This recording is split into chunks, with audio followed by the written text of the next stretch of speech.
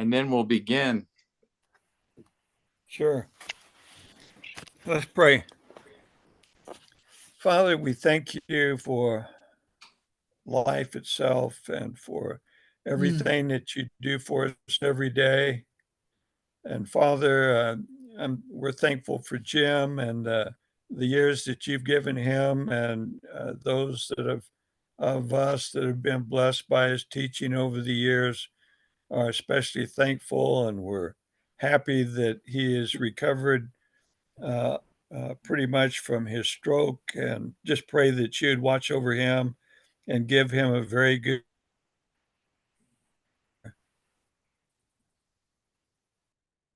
Father, bless all the participants scattered around in different weather and different situations. And you're the one that knows our every need, and you're the only one that can take care of our every need. And so we just want to surrender ourselves to your will. Yeah. And Father, bless the one that is speaking tonight, and just help us to learn something that will help us to be a blessing to the people around us. And Father, we just thank you and praise your name in Jesus' name. Amen. Amen.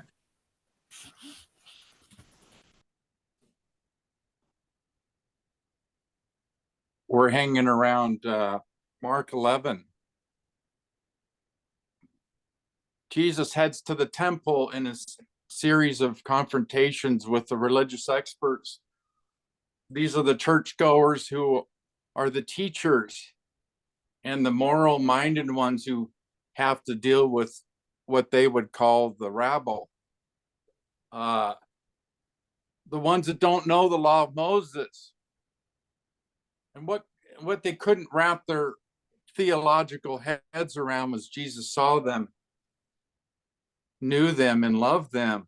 All of them at the same time, where they stood, and in the same way with that giant heart of his. His message today is no different, because we don't need another message, because he is the message. Mm-hmm. We have not changed our methods, our agendas, our political aspirations in wanting what they wanted, but cannot keep us, or could not keep us alive in our quest to keep ourselves.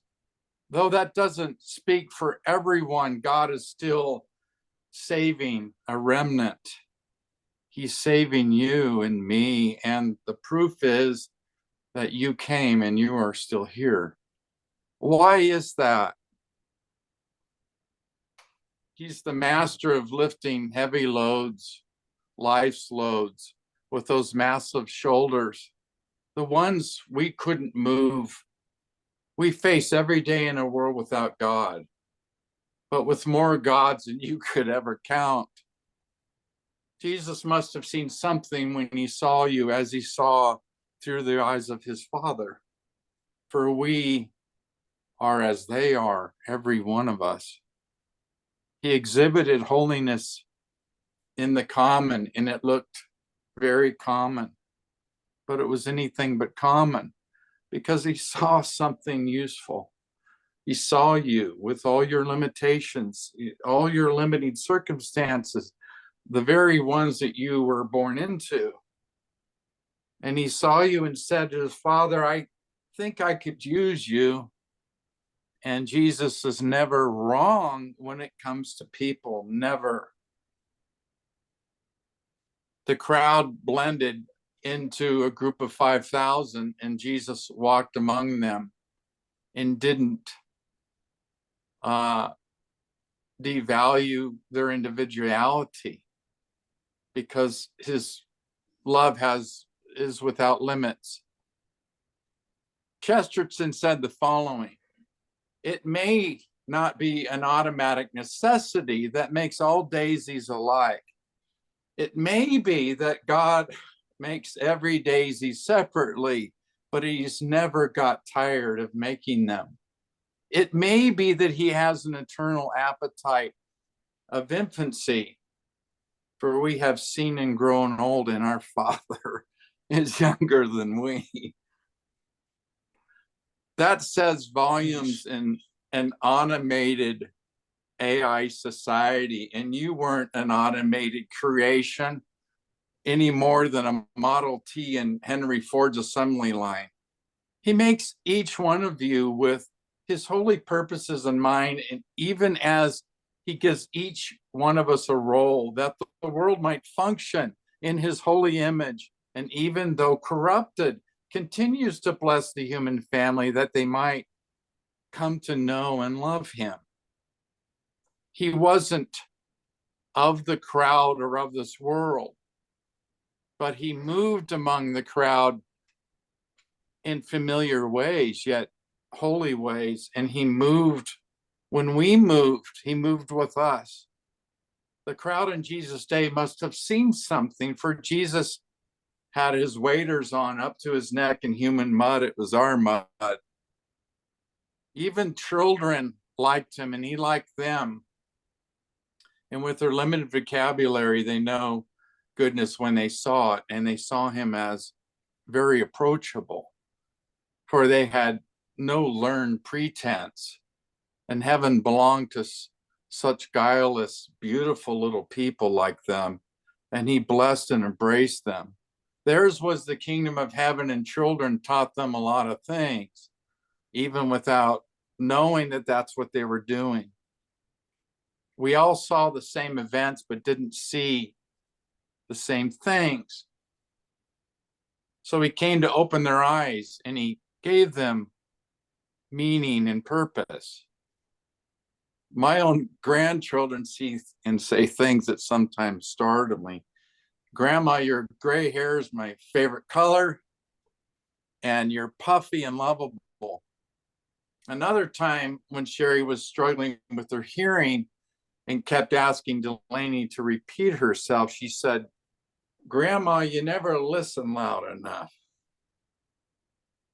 And Sherry now has a hearing aid that has a microphone on the non-hearing side, and that too, for her, has really been a world-changing event. We don't dismiss these things as easily as we used to when we were younger. It wouldn't be great if God were the new normal, yet everything still rang with a message of mystery in it, even hearing loss and tragedy. At other times, my granddaughter is like a bull in a china shop. I think because she's truthful and adorable at the same time. Yeah, truth 3 feet high with curly blonde hair, a real powerful truth that I will never live to absorb. A daisy like no other, and you have them all in your garden, or maybe even sitting next to one. Jesus said, such was the kingdom of heaven, these little ones of ours that God surrounds us with to keep us on our feet, and they have no routines, just almost nonstop experiences, like the world was a giant playground. That's a great place to start if we want to know God, and we can start with those closest to us if we're open to listen and to learn. Here's a verse from The King and I, and here's how it goes. Getting to know you, getting to know all about you, getting to like you, getting to hope you like me, getting to know you, putting it my way, but nicely, you are precisely my cup of tea. Getting to know you, getting to feel free and easy when I'm with you, and getting to know what to say. Haven't you noticed suddenly I'm bright and breezy because of all the beautiful new things I'm learning about you day by day? Let the children come to me so I can get to know them, just like you, as if they could stay away. Holiness doesn't have to distance the children or us. Come whosoever will. His distance has always been between our gods and himself, never us. Why is God like that? That too is a mystery, along with many other things, but it's staggering to think and chew on. And he uses a myriad of illustrations he teaches about himself. and the special place he has in his heart for the weak. He calls upon the sick among societies, ones they wouldn't give a thought to, the Bartimaeus bystanders. Their need went much deeper than the religious lecturing they were getting week after month after decade. So here were God's children, the ones he birthed as a nation, starving on the scraps of the scribes and on the pickles of the Pharisees. For no man can live on a moral diet of proverbs and maxims. It wouldn't be very long before they begin to wither without a word from God's heart to their heart. Man shall live because I say so. He couldn't even let the least of his children live on the crumbs that fell from the Pharisees' table. Enough was enough. On his way to the temple, Jesus sees a fig tree that represents apostate Israel, and he curses it. No figs found there, and the tree was fruitless. Well, why was it there to start with? He renounces the tree as cursed, and alas, it withers overnight, just like the ones the wise teachers were feeding. Something was rotten at the roots, and the axe was already swinging at those roots, and he came to offer them life, even as they were cursing him on his way to the Roman tree of death, built through a covenant with Caesar, their true Lord and Savior. They were saving themselves from the righteousness of God they sneered and snickered at. The one Paul would point as the righteousness of God for those who would get up there with him and renounce the world that they might live and really live. It was only the tree of life, not the tree of endless knowledge, never leading to the truth of God's love for them. The mystery hidden for endless ages, dangling from those gallows. It was God as a man to the rescue, for things were more desperate than they had imagined them to be. The parable was about the kingdom of his Father to open the eyes and the mind of his people and to teach them a broader truth that they would otherwise have dismissed. He started with his Father's vineyard having another kind of fruit, and the fruit his people would bear, that the world might live. Blessed are your eyes, for they see, and blessed are your ears for what they hear. For the prophets long to see what you see and hear what you hear. Jesus knew the power of truth that stories bring to human hearts and imagination. And God was using them to draw them to himself and win over their trust. Even the children could understand a good story, and God needed a good storyteller. Why should they trust him at all? Is Jesus believable? Are the stories believable? Watch what I do, not just what I say. The works that I do, the Father gave me to do, and these speak of me. These are not just stories, but the truth he tells about himself and his Father. The words that I speak are spirit and truth, and I am the truth and the life. He wasn't merely the words, but who said the words. And the truth about the message that God came not to jettison creation, to become part of our human DNA. Nothing less than that was needed. A human came to tell us about a God who was believable and even more extraordinary. People in their broken millions actually stopped and listened. His stewards, who were acting like monarchs in miniature, grabbing on to the power they didn't really have, while they sat in Moses' seat and treated it as a throne. Could anyone imagine a Pharisee rolling around the floor in stitches with their grandkids crawling all over them? This certainly made the Pharisee separate, but not in the way that served a God-imaging outcome. This was one of the ugliest abuses of power ever exercised, when God made them stewards to bless the weak and helpless, but they loved the power and the admiration more. And worse, wanted God's job. So it was from the garden going forward and left nothing sacred or sanctifying that would otherwise lead us back to God. This is only one picture of humanity viewed from one angle. They were the generation filling up the sins of their father Cain, tilling the soil in iniquity and offering it to the Holy Father while keeping their eye on God's prized vineyard. Kill the son and take it. Raise Cain and kill the owners, and all will be ours. But Jesus is about to crash the gates of hell and throw away the key. I think the fig tree was a fitting illustration of Israel's treacherous and fruitless history, starting in the wilderness wanderings and ultimately climaxing at the temple and their singular devotion to false gods. Even after ditching the idols in brutal captivity, the parables were never really just stories, but God who saw the world and came to tell us about it, and every affair in human history and connection to it, no matter their places or names. Stories take events and God opens our eyes to what those events mean, according to his own purpose and pleasure. We keep coming back to the story, and every time it's told, something new is being told and revealed. The parable became a sort of Trojan horse of truth for the corrupt leaders and contain a deeper truth about God, rendering judgment on that generation as Jesus standing in their very midst, that would reject him and erect gods that would be to their own undoing. He didn't have to crash the gates. He was already among them as one they didn't know. As the horse unveiled, the curtain was torn in two, giving everyone access to God and bringing down their temple under Titus in AD 70. Their world crashing down around them, and the children would dance in the streets for God, with saving all of them, young and old. Why do the nations rage and the peoples plot in vain?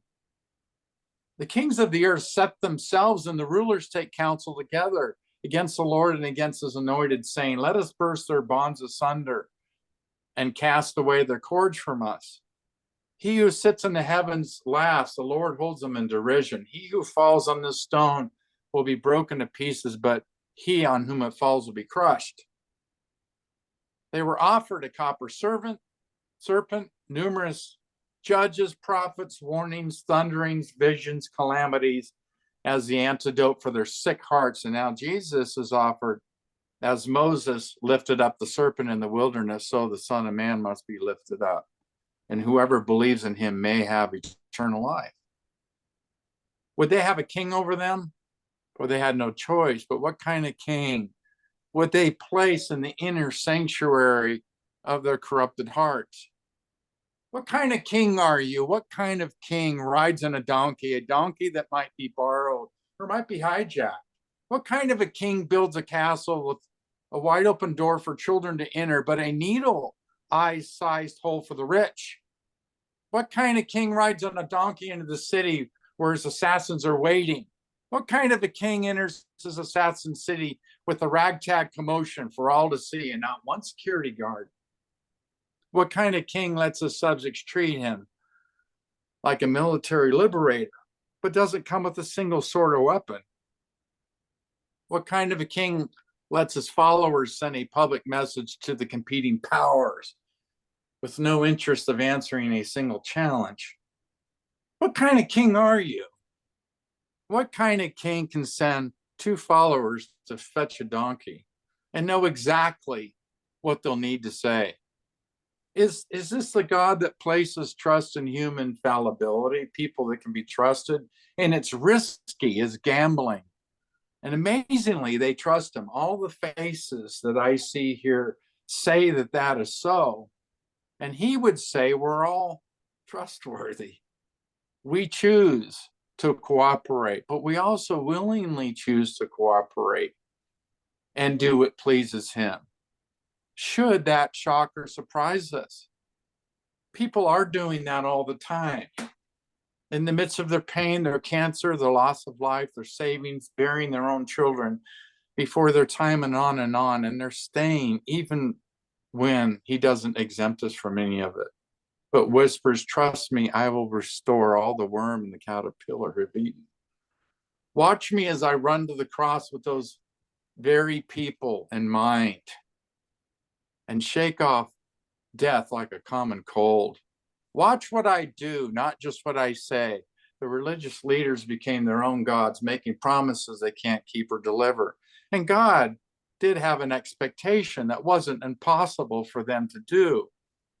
And now it's us.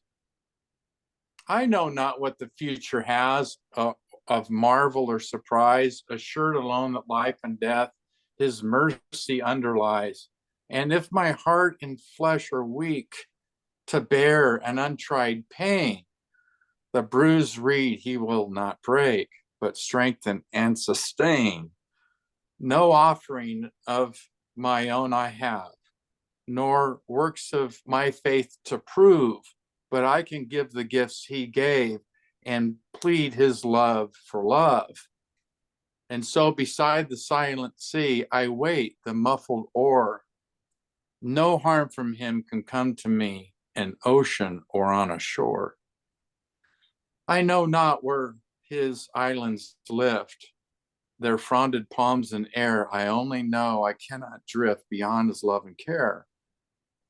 Oh, brothers, if my faith is vain, if hopes like these betray, pray for me that my feet may gain the sure and safer way. And thou, O Lord, by whom are seen thy creatures as they be, forgive me if too close I lean my human heart on thee. God bless you. Thank you. Thank you. That was beautiful, Kevin. Yeah, Thank you, Kevin. thank you. Thank you, Kevin. Yes, I hope it was Christmassy. yes, it was. Happy birthday, Jesus. Mm. Yeah. I would love a copy of that. That was beautiful, Kevin. Sure. He usually sends one out. Yes, you should. It almost sounds like you're touching every chapter in the Bible as you made those very references. It was, but it was so poetic the way you did it. It was just gorgeous. Mhm. Yes. Yeah, is there any greater poet than God?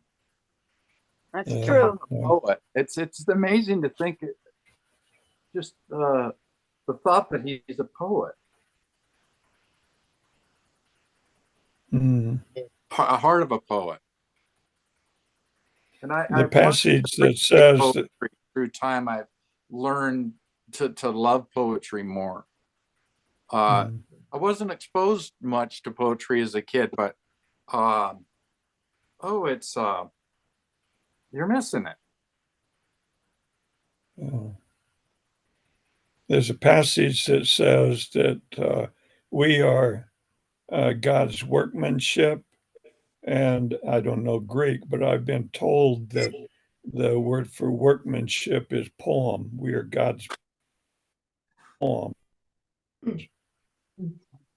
I have to check that out in my lexicon, but I heard that somewhere. It's hard to imagine that he would have the same joy in creating you as he did the cosmos, or even more joy in that. It is a staggering. We hear so much today about the devaluing of humans and we're replaceable and this kind of thing. Mm. But I think that's so important more than any other time. The people need to love and be loved, and they need to know who they are. Mm. They need to know who they are. How do you if you don't know who you are, you drift. You have nothing. What do you have to grab onto? People are very desperate, very desperate. Yeah. Well, society has had the ear of the people for way too long. And God's message is the only way we can be what he intended us to be. And society now tells us there's no truth in what we see that we are. You can just pick out what you want to be and be it. Mm-hmm. And if we don't believe that there is truth greater than us, Yeah. how can we glorify our Maker? I'm so glad that I was blessed to know what God gave to me and what Amen. He intends me to do. Yeah. And if I can bless someone else to know that, thank Him. Mhm.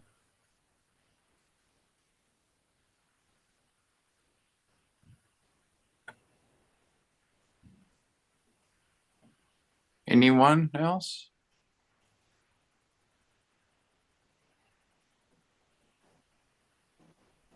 Yeah, whoever heard the moon laughing? Huh? Whoever heard the sun saying, "Boy, wasn't that a good thing he did?" The sun doesn't give a hang about you or anybody else. You don't hear anybody saying to somebody, "That was a good thing you did there." Creation of that nature offers nothing. Now, the creator of the nation, of the, whatever I'm supposed to say there, the creator loves us, but the sun, moon, and stars didn't care one whit. If you want to know where to find laughing or sadness or forgiveness or any of those things that we heard marvelously here, you have to go to people. People aren't worth anything, aren't they? And so what do you think is, well, look at the size of the universe. You mean the one that doesn't care about us one way or another? You know what we find? The bigger and bigger and bigger the universe gets, that our grave is bigger and bigger and bigger. For that's all it is. If there is no God, no humans, anything else, if it's all stuff, yeah, you can go with all those dark places, travel a jillion years and never hear kids laughing or playing or men whispering lovely things to their wives or vice versa husbands. You don't find any of that outside of those that who are sitting here. Multiply us by billions down the centuries. Yeah. Oh, the King of Kings, is he? Well, what does he do? He doesn't do anything, doesn't he?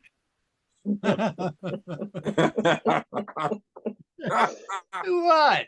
How does he bring millions to believe in him? Who today, when they're dying, prays to name a big movie star? I don't remember any of their John names. Wayne, maybe. John Wayne, yeah. Who prays to John Wayne? Who prays to so and so and so on? Who prays to the doctors and they pray to nobody but him, and they can't even see him. They've never seen him. They just told him stories. And in their millions, they led and do lay down their lives. And in their multiplied millions, like people here, I'm looking at some now that I've known for years. It's too bad that we don't all get, well, I don't know if it's too bad, but get to know one another and say, I never really knew you back then, but you were great even back then. Yeah.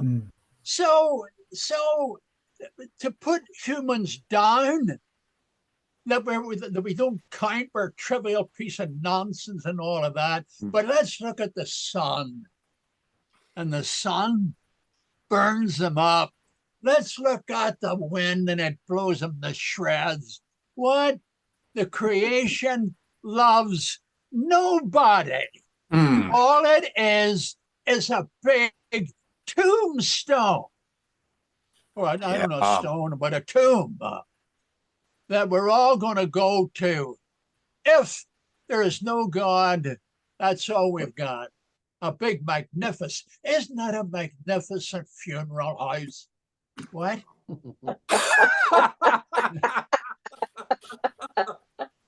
Yeah. Yeah.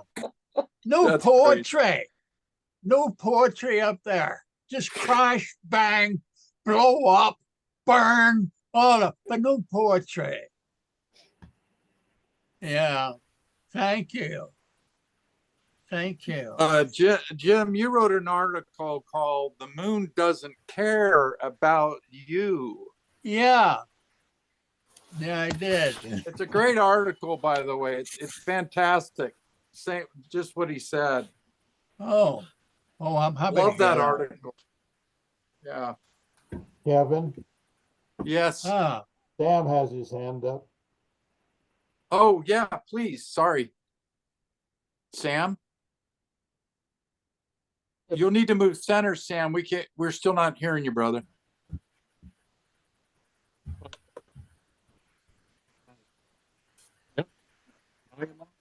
Are you hearing me now? Yeah, still not great. Yeah.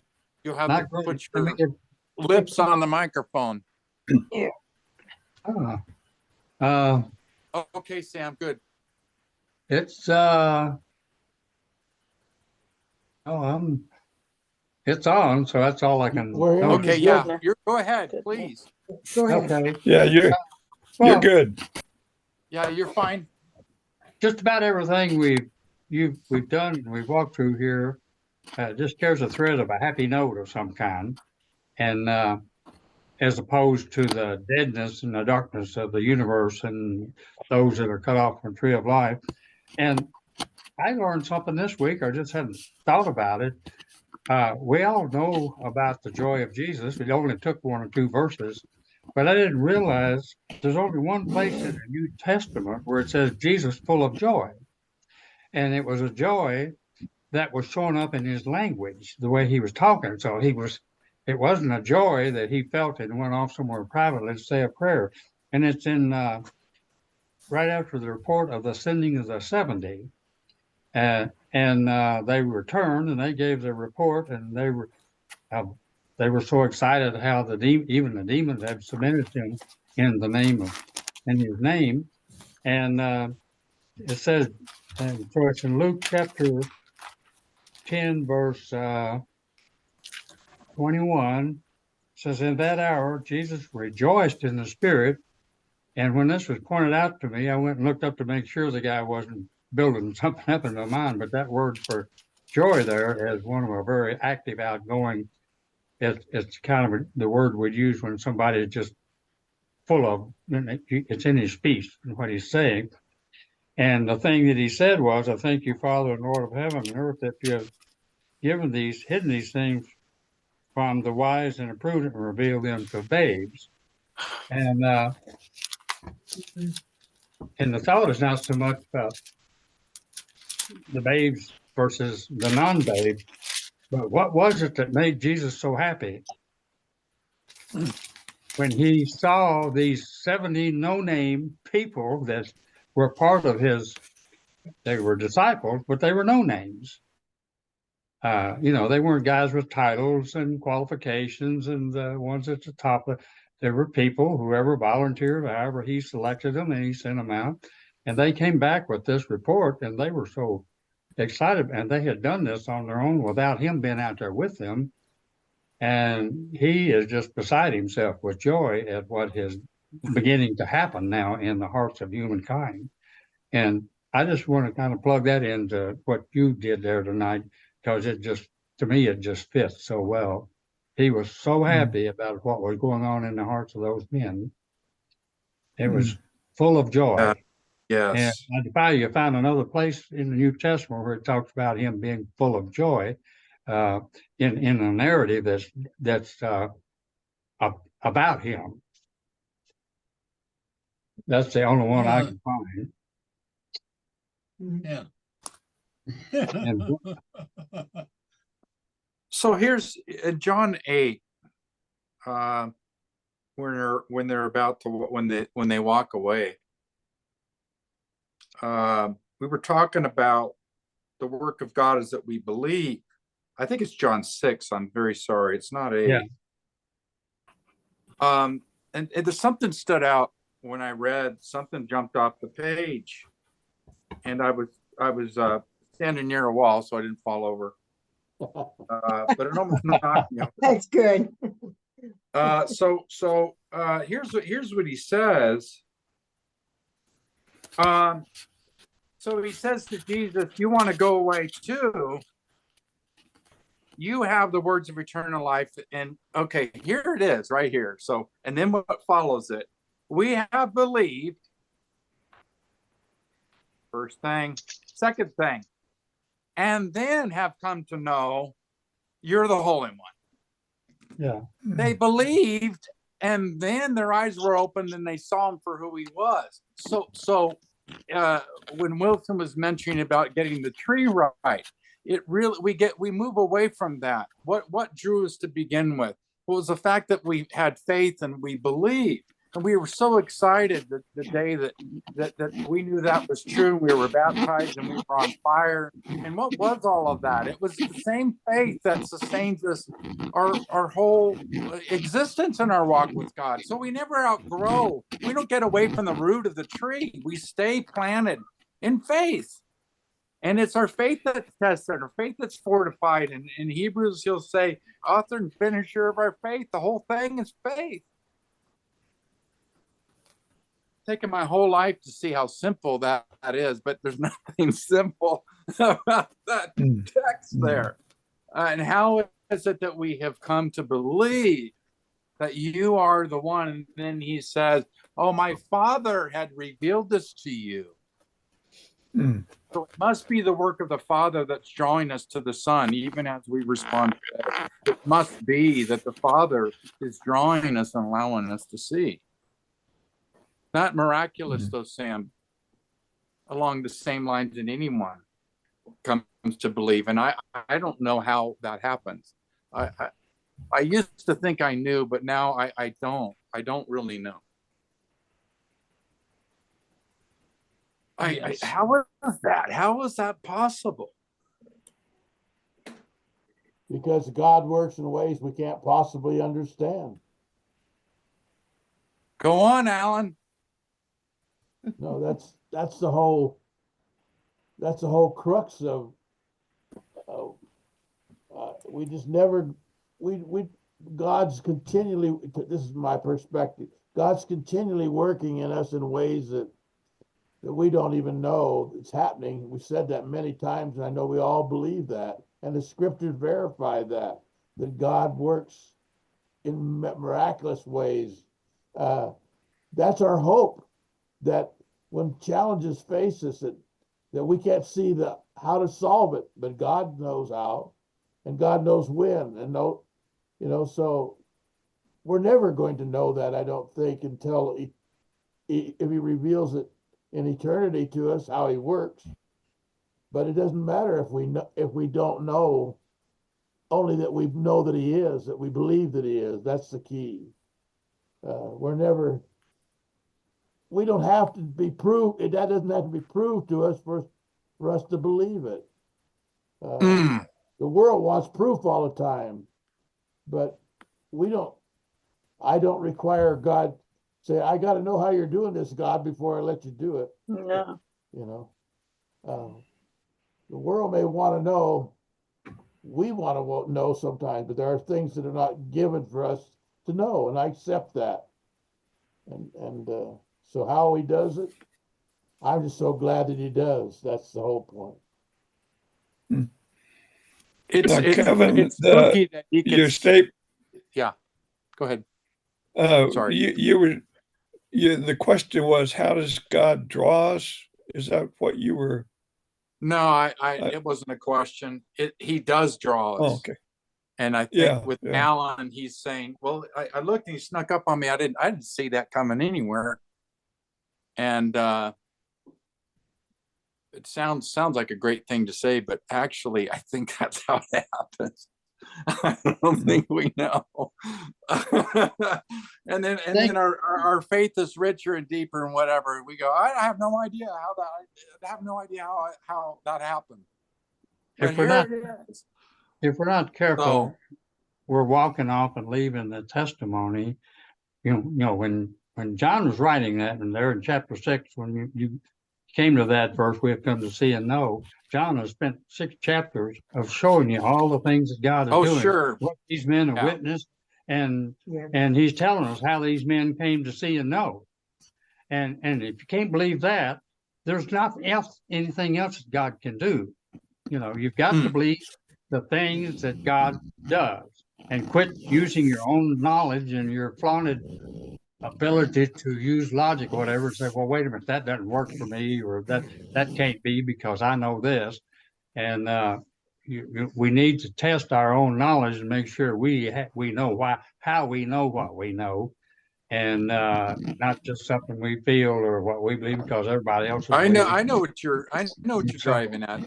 So just go back every time you get to that question. Go back and let John tell you what he's been telling you, because he's told you how it all happened. And yet some didn't believe after the signs and watch what he did, miracles, and so you're asking why did not believe. The Sermon on the Mount is the lesson that he gave to confront the idea of how can a person be looking at two people be looking at the same thing and one believe and one not. Well, and Sermon on the Mount explains how that can happen. And so that's the Sermon on the Mount. We preach a Sermon on the Mount like it's some inaugural address to a new ministry and a new revelation that's lifting men up higher than they could have been before. But it's Jesus drawing men back to God, and he's referring them back to the God that they walked away from. And something in there that's pointing the finger at you is showing you why you don't believe in this God, even as I stand here and turn water into wine, and as I call the widow of Nain's son off of the funeral bier or whatever they call it, and raised him from the dead. And why is there's something in your heart where you're in conflict with God that is keeping you from believing as you see it. So go back and look at yourself in the Sermon on the Mount. And of course, it starts off, blessed are the pure in heart. Why we all want to say our hearts are pure. Well, maybe they're not. Maybe there's a lot of corruption in there in the way we use the word and the way we flaunt ourselves to lay it out. And so right off the bat, you better be careful about saying your heart's pure, because the only one that can even come to God is the one whose heart is pure. Who can come before God? But I forget the reference back in Micah somewhere. Who can come to God except he it's who Jeremiah. Yeah. That's pure.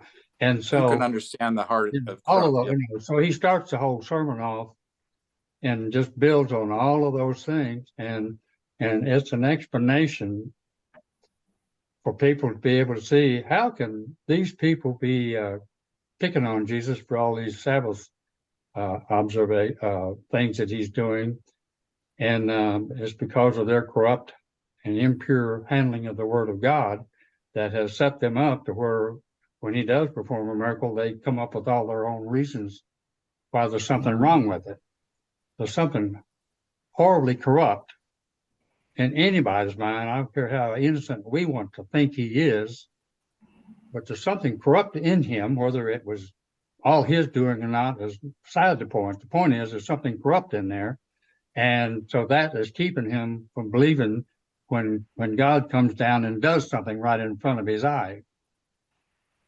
That's the best. That kind of line of thinking is what I've come up with about why do some believe and some not. That goes way back to your heart and choices that you're making, that at the day of judgment, it'll all be exposed, because God will point it out, and yes, you're guilty. Yes, I did that. And we'll know we're guilty. Right now, we try to cover it up with all our ways of hiding from the light. And we have Anybody else? Allie, you wanted to say something, Allie? Well, I'm stuck with the fact that the Bible, this scripture, reveals God, and it's up to us to believe it. And if you choose not to believe it, then you don't have any faith. And there's no way to please God without faith. And you have to believe God. And this scripture right here equips us for everything we need. What's the verse, Allie? What is it? 2 Timothy 3:16. Okay. All scripture is breathed out by God and profitable for teaching, for reproof, for correction, for training in righteousness, that the man of God may be complete, competent, equipped for every good work. Whatever we need in life and to live godly lives, this book will furnish us with that. I've just graduated 3 of my grandchildren this week from a fine university where they got a good education. But if they don't pick up this book and listen to what it says, that education won't profit them a whit. It may feed their mouths and their bellies, but if they don't believe God and get a dose of Him, they've missed it. Yeah. And we can't, on this side of resurrection, we can't get away from the fact that we just have to believe because God said so. Right? Just That's like what you tell enjoy. your children, well, Yeah. why do I not touch that stove? Well, just because I said so. And if you touch it, you'll know why I said so. But I said so, and you need to listen to that. And it's simple. I know it's complicated, and life's complicated. Yes. But God laid it out there simple enough for anybody who wants it to have it. And what a treasure it is to have. Blessed are your ears. Blessed are your eyes.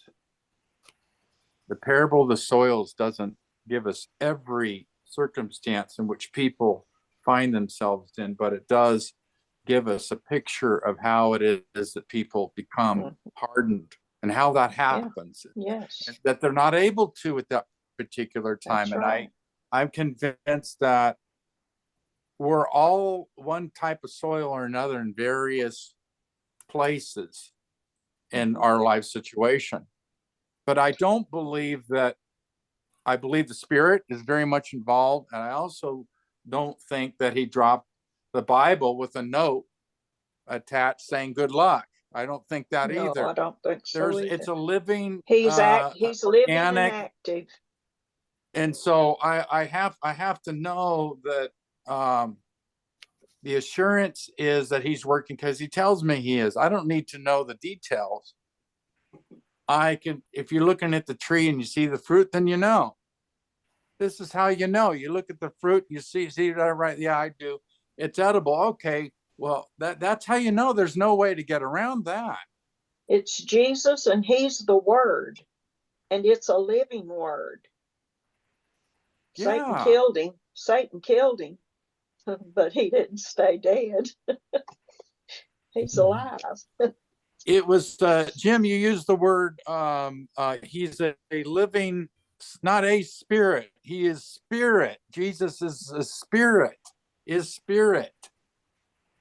and he's a spirit of truth. And you see that interchange in the book of Acts where you see the Spirit of Jesus would not allow them to go. It's Jesus making himself known the same way that the Spirit did when he was operating. He's invisible. So to say the Spirit is Christ and one of the same. That's what we believe that, but what we were talking about is why with some not. And Why some were not? We believe that, but what we were talking about, what I thought your question was, yeah, but why do some not? Or why would some believe? Why do some not? And John, in particular, just really lays out it's always and goes back to some inaccurate, some wrong way of thinking about what you think you know in the face of what is actually being done in front of your eyes. And if there's anything corrupt in that, it will keep you from seeing the light. And why is it that they don't see? What is it that blinds them that they don't see? You say they don't see. Well, why don't they see? Well, they just don't want to see, or is it their heart? What life circumstances or whatever? Why is it they don't see? I want to go back to John chapter 7. And there's too much, we could spend 7 or 8 lessons really developing the material in there. But the first, when he wound up in, I can start back with Jesus' brothers. They're giving him some advice, and it's all based on some wrong ways of thinking that's not founded in what was really in the Bible, but founded on beliefs and things they grew up with, and it's what they were taught, what their mama taught them, what the religious folks in Jerusalem are teaching them. And of course, Jesus is telling them something different, but they're telling him he's got to go up into Jerusalem and make yourself seen so he can be a king. So that's their way of thinking. Well, if you think that, and if you're not willing to test it and accept it, well, maybe that's not the way to get to be the king that you're talking about, then you can't ever learn from Jesus. So they didn't have a mind that was willing to listen. But anyway, when Jesus gets into Jerusalem, quite a few verses going on where they're speaking out, well, we know where you're from, and if you know where the Messiah's from, then you can't be the Messiah. So that's a belief they had. There was one set of people that believed that the Messiah is just going to appear mysteriously from out of nowhere. Or teachers, bad teachers. Yeah, and since we know where you're from Nazareth. We know all about you. We know everything about you. You're from Nazareth. You're a carpenter. And so he goes through several different inaccurate statements that they're all making, and he's saying, judge righteous judgment. So you're never going to get this if you're not willing to settle down and judge righteous judgment, which means you got to test your thinking and start being corrected every little step of the way. And some, because of a rebellion that's really in the heart, just will not go for that truth. We've got something in us, and that's just one example. We go through 7 and all the way through 8 and all the way through 9. He's laying out all the wrong beliefs. He's portraying these wrong beliefs. He's not saying, now here's another wrong belief and let me show you how this. But you can see that there's that wrong belief in their response to what he just said.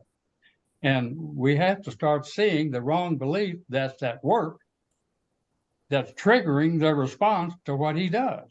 Now, here's a God on earth walking among us, doing real things, saying things that cannot be disproven. There's no way to corner him, get to jump on him in an argument, because he's always right. Everything he says is true. But they're just they just don't believe it. And the reason can being right corrupt? Even if you are right, can being right become addictive? I know I'm right on this, therefore, maybe not just the information, but our confidence in the fact that they're right, and we're almost militant about it. Is that possible, to have the truth and still not have love, and still not have the correct message about what the truth is about? It still can be corrupting. Yeah. wrong Jim? belief. 7:17 of There you John, go. I think is correct. Yeah. Okay. They were That's it. saying, give us some signs, give us some signs, give us some signs. He said, look, if any man wills to do his will, his Father's will, he will know my doctrine, whether it's of God or not. Mm. But it is critically important for us to know that when he speaks, he's not speaking to everyone, saying they're all the same. Their sets of circumstances are the same. Their problem, why they don't believe, it's all the same story. That's not true. Paul says, I was forgiven because I was ignorant. I didn't know. And I was forgiven so that everybody would know if he can be saved, I can be saved. And then to say to the rank and file, what he didn't say to the rank and file, I'm thinking of the same group. He says again in John, how can you believe on me who seek the honor of men and not the honor of God? And then Christ is on the cross and he says, Father, forgive them. Mm. They don't know what they're doing. There isn't any way for us to know humans any more than there is a way for us to know God. We're not totally ignorant, it's true. We're not totally ignorant, but boys and girls who are raised in the same family, they don't have a clue what the other is about. We're built differently, sets of circumstances, the inner structure and all of that. And so if God will forgive a fella because he's ignorant, I was ignorant. Peter, to a lot of the Jews, said in Acts 2, 3, somewhere there, he says, look, I know you did it in ignorance. I know you did. So, he hasn't dumped you. He hasn't dumped Israel even to this day. He still pursues them in love. But if they will not have Jesus, who is exalted as the final revelation of God and God's purpose, they have committed the sin that is not forgivable. Not forgivable because it's that particular sin when they say, you did miracles, but you were doing them of the devil. That's not the whole story about that. He said himself that while I'm in the flesh and you insult me and all of the rest of it, you can find forgiveness. But blaspheme the Spirit, and there is no forgiveness for you. He's talking about himself returning when he says, I'll not leave you fatherless. I'll not leave you without comfort. I will return again. And he's coming back a life-giving Spirit, as it is put in Paul. And if you won't take me then, it's the last thing you get. This is the last word, the exalted and universal Christ. If you don't want me in that frame, you can't get forgiveness. It's not because you don't believe in a specific truth. There's nothing else. After I give myself, not only in the flesh, not only after I've died, not only after I've risen, but when I'm exalted and return in the flesh, in spirit, I return and offer myself as the exalted one that God has raised from the dead and made him me King of Kings and Lord of Lords, if you won't have me, there is nothing else for you. You have committed the sin that shuts you down permanently because there's nowhere else for you to look. What I'm then saying, and I'm nearly done here, is I don't know you. You don't know me. I don't even know me. So, and when Paul says to the guys in the book of Acts, let me tell you about the unknown God. And he starts to talk. But if anybody thinks that Paul told them everything about the unknown God, he himself didn't know all there was to know. He's still an unknown God, not completely or anything. There's no getting to the bottom of him. There's no getting to the bottom of the nature of sin. There's no getting to the bottom of why do I sin at all? Well, you can talk about psychology, and a lot of it's true. You get into the habit. How do habits develop? The same way good habits develop. The same way holiness develops in us when we practice and this, that, and the other, when we do. And when we believe that the stuff that we are being told from God is true. There is no getting to the bottom of it. And so the one thing I'm certain of now more than I have before is that for all of its trickiness and all of that, we make faith too hard to come by. We need trust in God too difficult. It's not that hard. No. It's what several of you have said and said it clearly. Yeah, look, God says it. End of the matter. Okay, yes, but why does some not believe all of the things we said and don't really know what we're doing? But nevertheless, God says some things, and you don't have to debate about it. I love humankind, and I made them, and I'm their father. Look, I don't have to have a doctor's degree to know. He really likes me, and he likes you, and he likes them, and he likes us all. You don't have to have a doctorate to know Christ saying, I came here that you might have life and have it a more abundantly. It's a question of, is he telling the truth or isn't he? Well, I don't believe he's telling the truth. Your problem then is not academic, whether you've got a doctorate or anything else. We've all been saying the same thing. And in the end, it's true. We don't know. Every time you turn around, somebody says, who is he? And John says, he's here in the middle of it. You don't know who he is.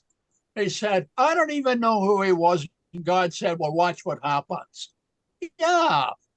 He came unto his own, and his own received him not. What? He made the world, and the world didn't know him. It's still the same. Nothing has changed. He's too much of everything. But those who believe, and this has been said several times here, and I think we really need to get a hold of this and believe this. Believe him. Believe him. He says it. Believe him. That's it. One more time, the fellow in the Old Testament, I can't remember his name. He Abraham. Said, thank you. Abraham heard all of that, and he believed him. And she said, you what? He said, I believed him. So here we go wandering all over the place. What? You're telling me I have not a baby? I can't have babies, you idiot. And your body is shot through, and you can't have babies either. Well, he said I could, and you would. And what? I believed him. you know. And then God said, and you see that fella? He makes me proud. This is Hebrews 9. He makes me proud to be called his God. How did that happen? He just believed. He believed, and that was that. And you people are doing this. So give yourself a break. Let yourself, even when you've done wrong and you feel radically guilty about it, the reason we feel guilty about our sinning is because we disappoint him. We want to do better. Why do I sin when I hate myself after I've sinned? How does that happen? Because I love somebody at the same time.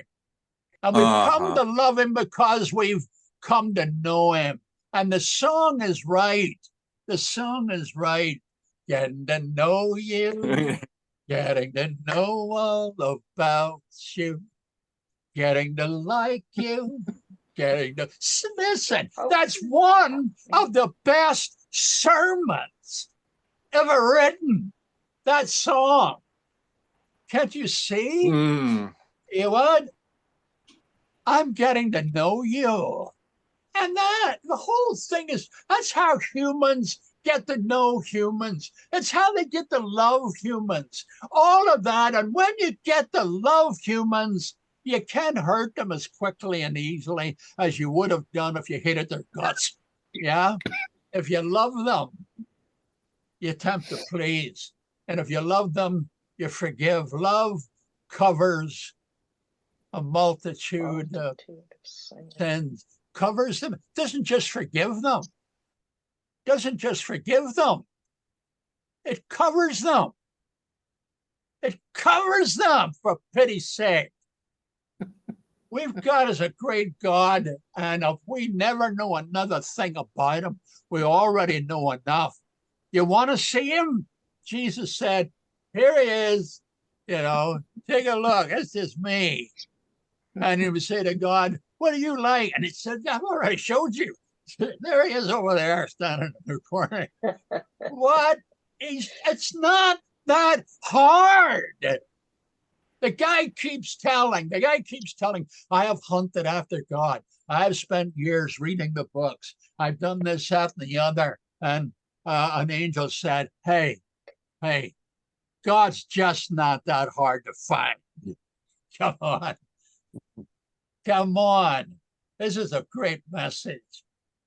This is a great message we have this evening. And everybody said something I wanted to say and took all my good points away from me. Yeah. This was marvelous. God bless you. Amen. God bless you. God bless Lawrence. you. Happy birthday, Jim. Yeah, happy birthday. There Yes, we go. sir. Oh, Happy yeah. birthday. Yeah, Have I'm a 50 great years day. old tomorrow. Have a great day tomorrow, Jim. Yeah. Take your best Don't girl eat out too to much lunch cake. and celebrate. Oh, dear. It's great to be with you. I know Yeah. this is Yeah. awful sugary and sweet, Yeah, but it's well, All true. of you. All Great of to be you. with you. yeah, won't be compared to the sugar tomorrow. I don't know what you said there, but I said send the that- I money. said Send it. there'd be a Or lot- just money, paper money. Send it. No, there'll be a Oh, lot more. no. Yes. Send paper money. Loads of it. Jim, That was your a joke. That it's was a your- joke. it's your birthday, but we got the gift. Yes. Oh, ooh, Alan the poet. He writes a lot of poetry. Yeah, he does. Well, Merry Christmas to all of you. Thank you. Merry Christmas. You to are Yeah. a blessing. Yeah. Yes. Christmas. And all it's the Merry always time. great. Christmas. Happy It's always noon. great. Always God great to bless be you. with the group. Enjoy your time with your families and Yeah. my goodness. I have fallen in love with all of you. Good. It's good. Yes, You're not the only one, Alan. it's true. Yeah. It's true, Alan.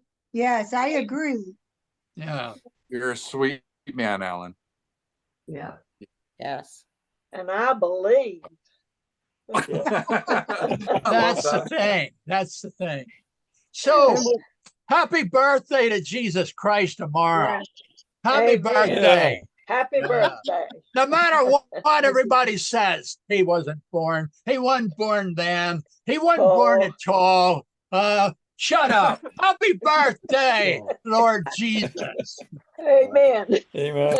Yeah.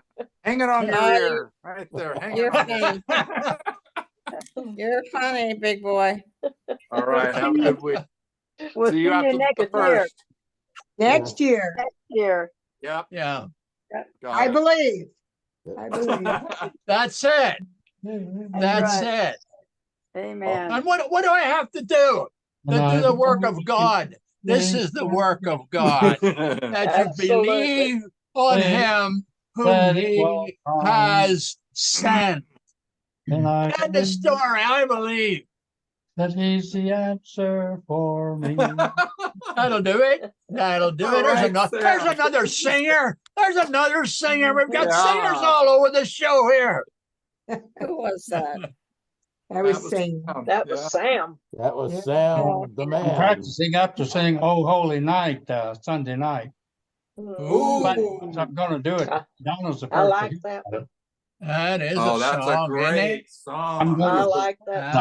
song. I got that idea from Jim out of his book, "Behold Your God," in the first chapter of the Incarnate God. Mhm. Mhm. Yes. Yeah. Mhm. Got a beautiful chapter there, and Oh, I didn't know. Yes. I didn't know he wrote that song. he didn't write that song, but he He repeated it. I didn't know you wrote that. he ended the whole chapter by using that song to finish his thought or Yeah. something. Oh. I guess he thought he hadn't done a good enough job, so he had to refer to that song. No, you remember when Salieri was playing a piece and the priest, he didn't recognize it, and then he played a piece of Mozart. He goes, "I didn't know you wrote that." And he says, "I didn't." Yeah, you Oh. remember that. Yeah. If you haven't seen Oh, Amadeus, you must see that movie. It is Yes. so well done. We've My, seen it. very well done film. Yeah. Has You don't have to all be anybody, geniuses to believe. Not has at all. anybody seen the movie called The Blind? yes. Tell us, Calvin has- Marge. I don't know about it. I just know Calvin recommended that one to me, but I haven't seen it. I I read, I I found read- it on Hulu, I think. I haven't watched it yet, but it's It's out there on some of the streaming I services. It's I read it. about Phil and Kay Robertson's life Yeah. before Phil became a Oh. Christian. Oh, sure, you And saw that. he Yeah. reveals he's sitting in a duck blind and reveals to a friend, an old friend, how he came to the Lord. yeah. So Okay. I read his book, the book that this movie's from, and it's very good. Yeah. That was Wild Bill Smith that baptized him. Wild Bill. Mhm. Yes. Yeah, it's amazing what God did to with his life. Yes. Wow. All right. There it is. All right. Okay. Thank you, Kevin. Ding. Right. Last Yeah. note. Ding. Good night. Very Merry nice. Christmas. Good Merry night. Christmas. Good night. Good Good night. night.